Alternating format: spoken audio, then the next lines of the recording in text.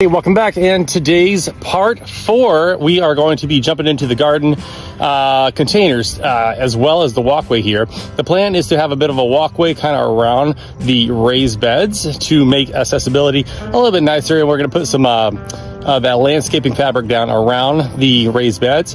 After that, we're going to put the hardware fabric, that chicken wire looking stuff, inside the bottom of the raised beds here. We're probably not going to do the fabric there, and then fill it with cardboard and the material, and eventually no need to mess with the grass. That will come off on its own. So let's jump right in. So this is the fabric that we're talking about. This is DuraWeb, I believe. Got it over there at Menards. It's like a 25-year fabric. It's everything resistant. And what we've discovered with our fire pit is after a bunch of rain, it tends to not allow that rain to come through. Yeah, like I said, we have this fabric underneath this fire pit here, and as you can see, it has not allowed the water to go through. But it also, like I said, has been a ton of rain. So we are calling a mulligan. We are not going to do this fabric here because we are just thinking that it's going to be too much of a flood risk, too much standing water. We're going to have to figure out something else. Maybe mulch, maybe just rock.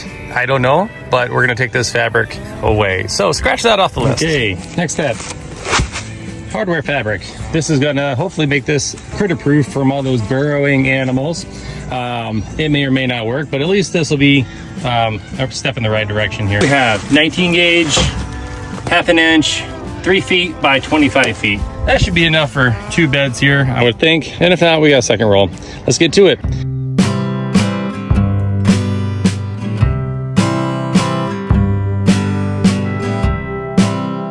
So we are overlapping our 3-foot wire into this 4-foot space here. So we have the wire down now. Now I'm just going to trim off the excess here with these wire cutters. Trying to stay nice and flush so that there's not those pokey bits of wire poking out. There we go. Repeat it for this side over here.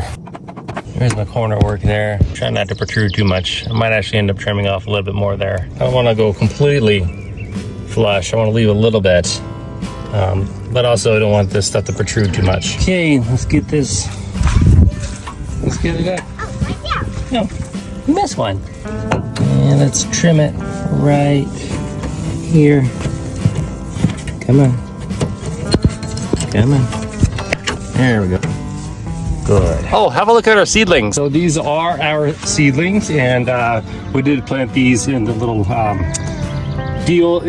we did plant these in the pods a couple of months ago, and so far so good on some of them, but some of them did not make it the months here. As you can probably have guessed, they should have been planted by now, but like I said in the previous video, life has happened. So here we are. And so we're gonna leave these out.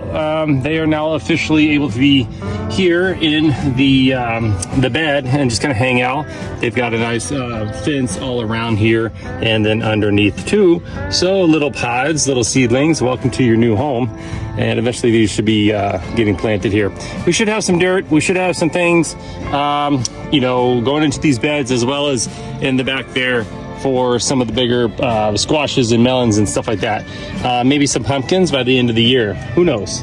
Anyways, that's it for this critter proofing of this particular raised garden here. And then we'll get the second one done and then go from there. More to the point, we're probably just gonna have this one now and go ahead and have it filled and whatnot, and then leave this one empty because we're planning on getting like a trellis, and that will be probably in a future video here.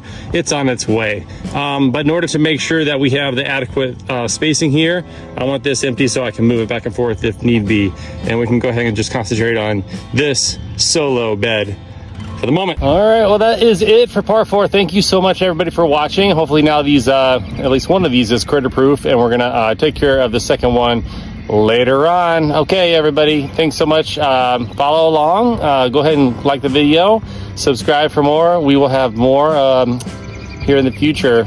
We will have more very soon. In fact, we plan on planting hopefully something in 2024. So stay tuned for that. It should be exciting. I think it might be pumpkins, actually. So we'll see what we can get in the ground this year. All right. Appreciate you. Thanks.